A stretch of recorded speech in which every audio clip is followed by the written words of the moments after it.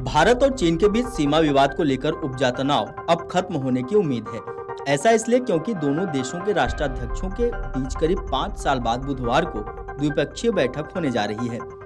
भारतीय विदेश सचिव विक्रम मिस्री ने पीएम मोदी की मंगलवार की बैठकों को लेकर जानकारी साझा करने के दौरान बताया कि पीएम मोदी और चीनी राष्ट्रपति शी जिनपिंग के बीच बुधवार को रूस के कजान शहर में द्विपक्षीय बैठक होगी। विदेश सचिव विक्रम मिस्री ने कहा कि मैं पुष्टि कर सकता हूं कि बुधवार को ब्रिक्स शिखर सम्मेलन से इतर प्रधानमंत्री मोदी और चीनी राष्ट्रपति शी जिनपिंग के बीच द्विपक्षीय बैठक होगी, लेकिन उन्होंने इस दौरान इस द्विपक्षीय बैठक को लेकर और कोई जानकारी साझा नहीं की।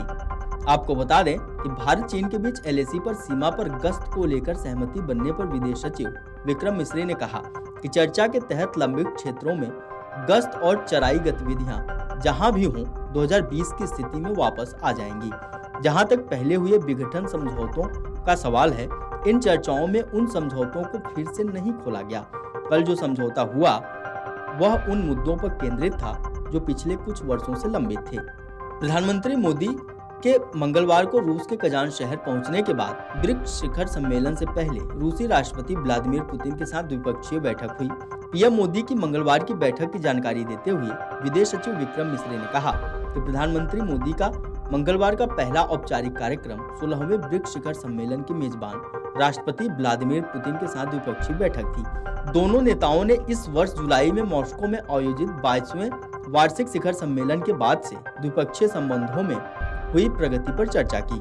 दोनों नेताओं के पास व्यापार, अर्थव्यवस्था, ऊर्जा, रक्षा, संपर्क, शिक्षा और लोगों के बीच संबंधों समेत द्विपक्षीय मुद्दे की पूरी श्रृंखला पर चर्चा करने के लिए एक व्यापक एजेंडा था। दोनों नेताओं के बीच आपसी चिंता के क्षेत्रीय और वैश्विक मुद्दों पर भी चर्चा हुई। दोनों नेताओं ने ब्रिक्स से संबंधित कई मामलों पर विचारों का आदान प्रदान किया और राष्ट्रपति पुतिन ने कजान ब्रिक्स सम्मेलन से संबंधित दस्तावेजों को अंतिम रूप देने में भारत के रचनात्मक रवैये और योगदान के लिए अपनी प्रशंसा व्यक्त की।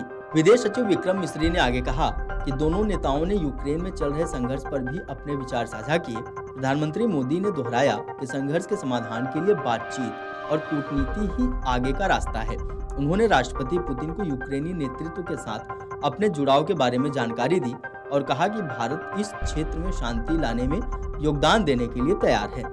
एक महत्वपूर्ण मुद्दा जो सामने आया वह रूसी सेना में शेष भारतीय नागरिकों की शीघ्र रिहाई का मुद्दा था। दोनों पक्षों ने इस पर चर्चा की और रूसी पक्ष के समर्थन से हाल के महीनों में कई भारतीय नागरिक भारत लौटने में सफल रहे हैं। आपको बता दें, भारत और चीन के बीच सैन्य और कूटनीतिक स्तर पर चली कवायद के बाद वास्तविक नियंत्रण रेखा यानी एलएसी पर गश्त और सैन्य तनाव घटाने पर सहमति बनी। एलएसी पर गतिरोध खत्म होने को लेकर भारत के बाद चीन ने भी बयान जारी किया। चीन ने गतिरोध खत्म होने और भारत के साथ समझौता होने की पुष्टि करते हुए कहा कि पूर्वी लद्दाख में एलएसी पर सहमति बनी है। सोमवार को इसे लेकर भारत के विदेश सचिव ने भी बयान जारी किया था। चीन के विदेश मंत्रालय के प्रवक्ता लिन जियान ने कहा कि भारत और चीन दोनों देशों की सीमा से संबंधित मुद्दों पर राजनयिक और सैन्य माध्यमों के जरिए निकट संपर्क में रहे। अब दोनों पक्ष प्रासंगिक मामलों पर एक समाधान पर पहुंच गए हैं, जिसकी चीन बहुत सराहना करता है। जियान ने कहा, चीन इस प्रस्ताव को लागू करने के लिए भारत के साथ मिलकर काम करेगा, लेकिन उन्होंने समझौते के बारे में ज्यादा जानकारी नहीं दी।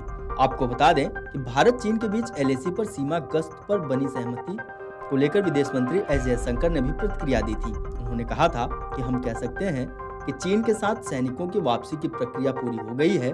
हम उस जगहों पर गश्त करने में सक्षम होंगे जहां हम 2020 से पहले कर रहे थे। मुझे लगता है कि यह एक अच्छा विकास है। वीडियो डेस्क अमरउजाला.com। अगर आप ये वीडियो YouTube पर देख रहे हैं तो हमारे चैनल को सब्सक्राइब कर बेल आइकन दबाएं और Facebook पर देख रहे हैं तो हमारे पेज को लाइक करें। 8 मिलियन प्लस सब्सक्राइबर, आपके इस भरोसे के लिए बहुत धन्यवाद।